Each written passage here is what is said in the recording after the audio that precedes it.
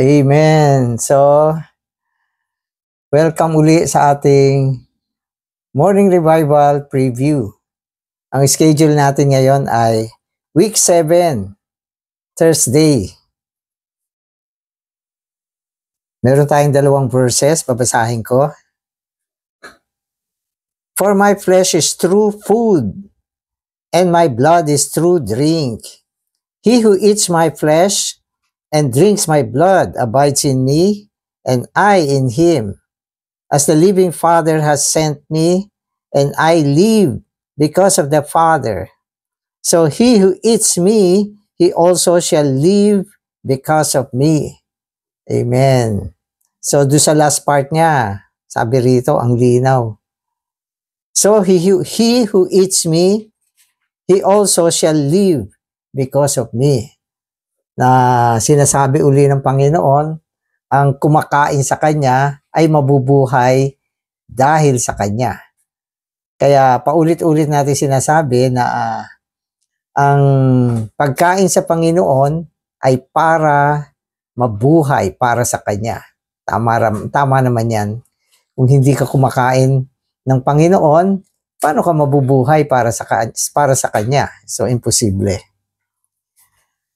The strongest and strangest sentence in the entire Bible is John 6:57.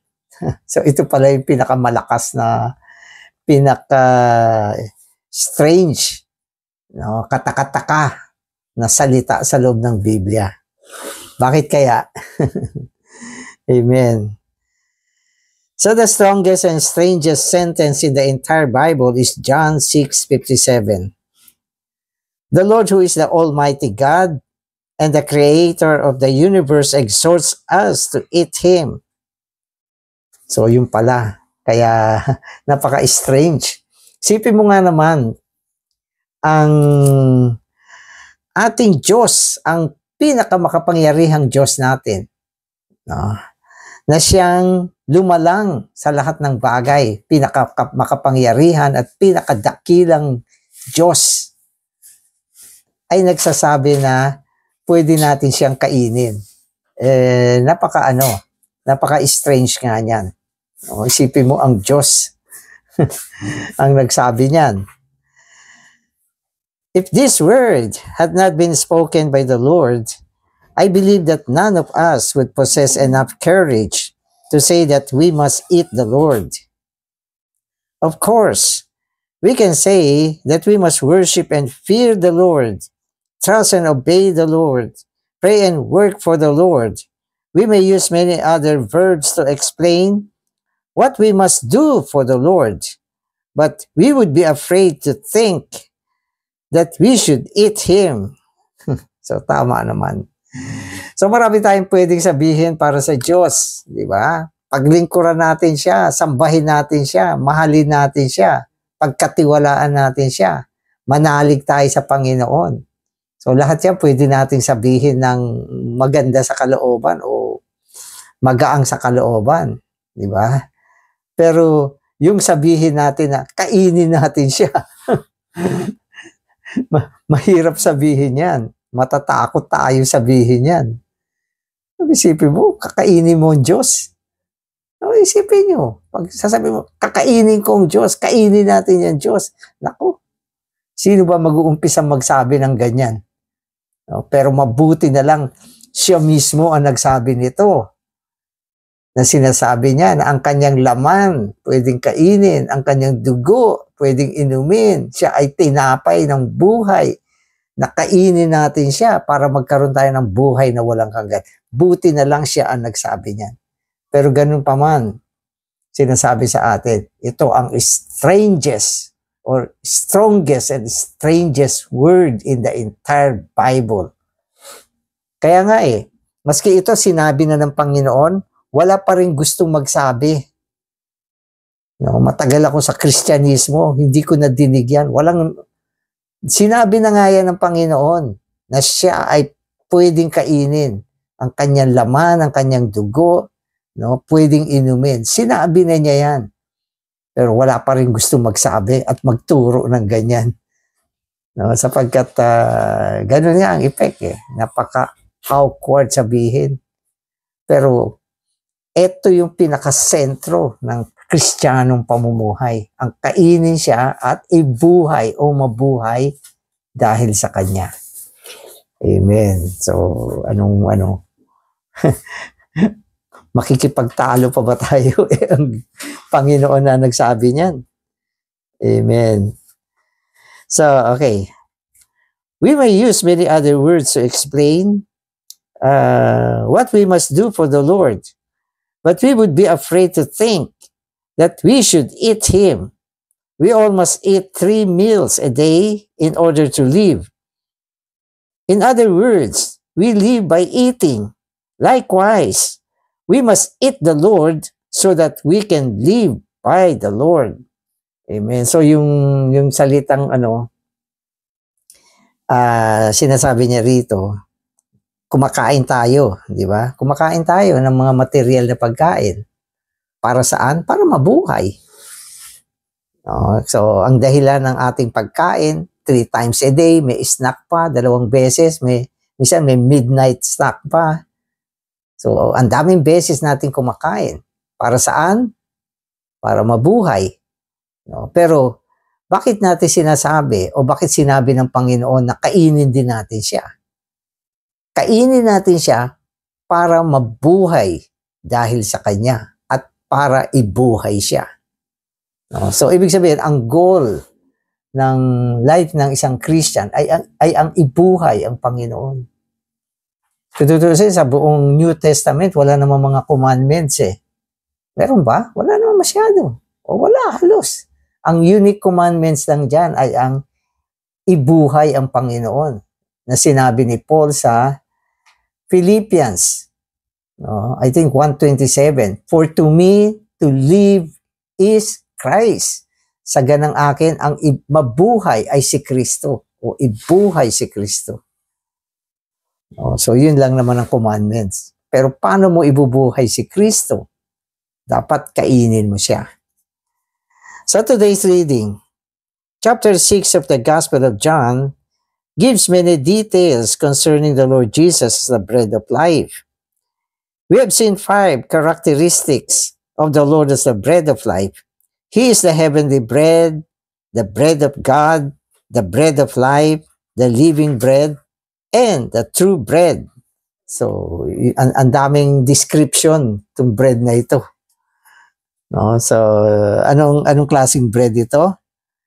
Makalangit na tinapay, tinapay ng Diyos, ang tinapay ng buhay, ang buhay na tinapay, at ang totoong tinapay. So, ang daming description.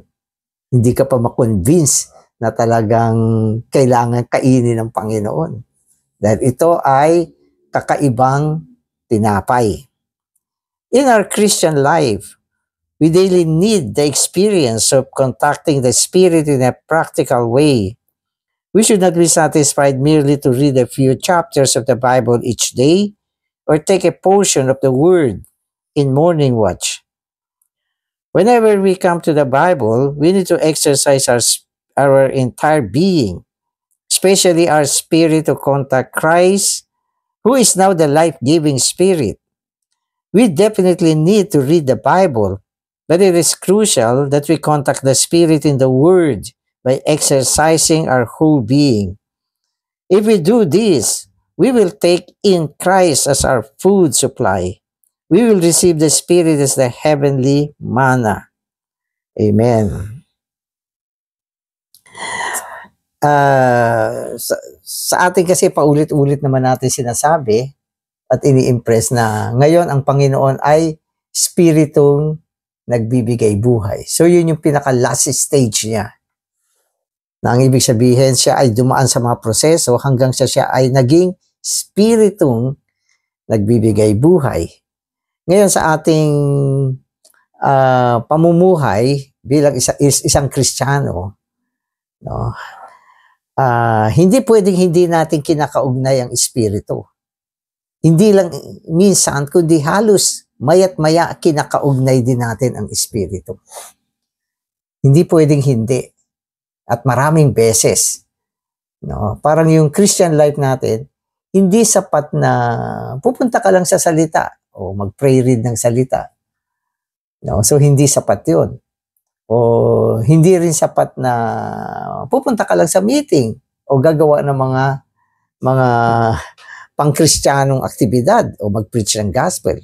Kundi ang pinaka-main life natin ay ang kaugnayin ang Panginoon bilang Espiritu. No, maging sa pagbabasa natin ng salita, hindi pwede na binasa natin yung salita pero hindi natin siya kinaugnay bilang Espiritu. So ang ating pagkukontak sa Panginoon bilang Espiritu ay ang paraan ng ating pagkain. So unti-unti naiintindihan natin na ang kumain ay ang kontakin ang Espiritu. Paano mo makakain ng Panginoon? Pwede yan dahil siya ay Espiritu. Kung siya ay hindi Espiritu, halimbawa, nung panahon na nandito pa siya sa lupa, physical siya. Hindi mo siya pwedeng kainin kasi ano siya, laman at buto na talagang dugo. Tao talaga na physical. So, hindi mo siya pwedeng kainin. Pero nung siya ay naging Espiritu, pwede siyang pumasok sa loob natin. Kaya ang ibig sabihin nito, ang pakikipag-ugnay sa Panginoon bilang Espiritu ay ang pagkain natin. At paulit-ulit sinasabi sa atin na ang pagkain ay ang pagtanggap, no, ng tustos mula sa Kanya bilang Espiritu. So yan, medyo malinaw tayo ngayon dyan. Amen. Amen. So, sinasabi niya rito, okay, ulitin ko. We contact the Spirit in the Word by exercising our whole being. If we do this, we will take in Christ as our food supply. We will receive the Spirit as the heavenly manna. Amen. So, yun yung paraan. Kainin natin siya sa pamamagitan ng Espiritu upang siya ay maging tustos ng buhay sa atin at siya ang ating maging makalangit na mana sa panahon na ito. Christ is the bread of life, the bread of God, the heavenly bread, the living bread, and the true bread. Today, this bread is not merely the incarnated, crucified, resurrected, and ascended Christ, but the Christ who has become the life-giving Spirit. So, ano siya ngayon? Life-giving Spirit. So, bilang Espiritu, siya yung bread of life. Siya rin yung bread of God. Siya din yung heavenly bread, living bread, at true bread. Lahat yan ay tumutukoy kay Kristo bilang Espiritu na pwede na natin kainin ngayon kasi bilang Espiritu, pwede siyang pumasok sa atin. Pwede natin siyang tanggapin. In chapter 3 of John, we have the case of a religious gentleman. And in chapter 4, the case of an immoral Samaritan woman. Then in chapter 5, we see that apart from Christ and without Christ, everything is empty. The crucial point in chapter 6 is that we are hungry and need Christ as our food. So yung mga iba't ibang kaso na binanggit sa atin, no, yung chapter 3, palagay ko si Nicodemus ito. Siya yung gentleman na religious na tao. No, yung chapter 4, meron naman diyan immoral na tao. No, at yung sa chapter 5, pinapakita sa atin kung walang Kristo, lahat ng bagay ay empty, basyo. Basyo, lahat ng bagay. Vanity, basyo, walang kabuluhan. Na ang ibig sabihin, kung ang isang tao, hindi siya aabot sa punto na kainin niya ang Panginoon bilang tinapay ng buhay. Ano siya? Basyo. Walang laman. Na tayo ay mga nilikhang sisidlan para sa Panginoon. No? At ang paraan para siya ay maisilid sa atin ay ang kainin siya. Kung hindi mo siya kinain, ang buhay mo ay walang kabuluhan. Basyo ka. Sisidlan ka nga pero wala kang laman. Ikaw ay isisidlang walang laman. At ang pwede lang ilaman sa atin ay si Kristo bilang tinapay ng buhay. Amen. Amen. We need Christ as our life supply. Day by day, we should exercise our spirit to contact Him. Just as we have 3 meals every day, so we need to eat Christ as the bread of life again and again during the day. Even every moment, we need to eat the one who is the Spirit who gives life. The one who is our Creator, Redeemer, Savior, Lord, and Master is the life-giving Spirit for us to contact all the time. Amen. So si Kristo, ang ating Creator, ang dakila niya. Siya ang lumikha sa atin sa lahat ng bagay. Siya rin ang ating Redeemer, ang isa na tumubos sa atin. Kordero ng Diyos, tinubos tayo. Siya rin ang ating Savior, tagapagligtas. No? Siya ang ating Lord, Panginoon, at Master, no? Na siya nating sinusunod. Pero huwag niyong kalimutan, ang lahat ng mga titulong ito ay walang iba kundi ang Spiritong nagbibigay buhay. No? At bilang Espiritu, lahat tayo, pwede natin siyang kontakin. Available siya. Andyan siya sa lahat ng lugar. At siya ay madaling mahipo. At higit sa lahat, pwedeng kainin. Amen. Pwedeng kainin. We all need Christ as He is revealed in chapter 6 of John. Yes, we have passed through chapter 3, 4, and 5, but now, chapter 6, we are hungry ones around the sea in Galilee. And we need Christ as our life supply. Anong kailangan natin? Si Kristo bilang tustos ng buhay. So, pang-araw-araw yan. No? At kung paano tayong kumakain ng physical na pagkain, no, dapat maalala natin, hindi pwedeng hindi natin kainin ng Panginoon bilang ating tustos ng buhay. Amen. We need Him to be our barley loaves and fish. We need Him as the generating life and the redeeming life. It is as the Spirit that Christ is this life to us. Amen. So, binanggit yung mga pagkain. Di ba? Loaves. Ano yung loaves? Tinapay. Fish. Ano yan? Isda. Pagkain. So, dalawang klaseng buhay yan. Yung loaves ay vegetable life. Life supply yan. No? Yun namang fish, animal life. At yan ay redeeming food. No? Siya ay pagkain na pantubos. Dapat kainin natin siya bilang isang vegetable life at redeeming life. No? Sa isang banda, siya ay katulad ng barley, di ba?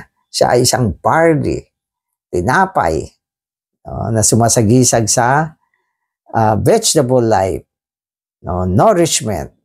At siya rin ang isda o kordero na sumasagisag naman sa animal life. Ito ay redeeming life. So may nourishing life, merong redeeming life. O nourishing food at redeeming food. So, ganyan ang Panginoon. Kompleto siya. Amen. The Spirit who gives life is the generating life, the redeeming life, and the overcoming life. Amen. We need this Spirit as our life and life supply, as our food for our daily nourishment. I hope that we all will be helped to realize our need for Christ as the life supply and then daily contact Him as the life-giving Spirit embodied in the Word. Amen. So, pinakamainam pa rin, pumunta palagi tayo sa salita at mula sa salita, tamuhin natin ang tustos ng buhay na walang iba kundi ang Espiritu. Sapagkat ang Espiritu ay naisakatawan sa salita. No, kaya araw-araw dumulog tayo sa salita upang tanggapin natin si Kristo bilang Espiritu, bilang tinapay ng buhay, bilang nourishment, at bilang redemption natin everyday. Amen. So, siya ang nagsabi niyan. Amen. So, Lord Jesus, salamat Panginoon. Ikaw ang tinapay ng buhay, ang buhay na tinapay at tinapay ng Diyos, at ang tinapay na ibinigay sa amin upang sa pamamagitan mo kami ay kumain at mabusog. Salamat din Panginoon na ikaw din ang aming katubusan na nagtataglay ng buhay ng hayop upang ikaw ay maging tugon sa aming pangangailangan. Na higit sa lahat, Panginoon, ang iyong dugo na tinatanggap namin ay isang dugong tumutubos at sinabi mo rin na ang iyong dugo ay inumin. Panginoon, salamat sa mga salitang ito na ikaw mismo ang nagsabi at tinatanggap namin araw-araw. Nadadala kami sa karanasan at pagtatamasa sa iyo. Amen.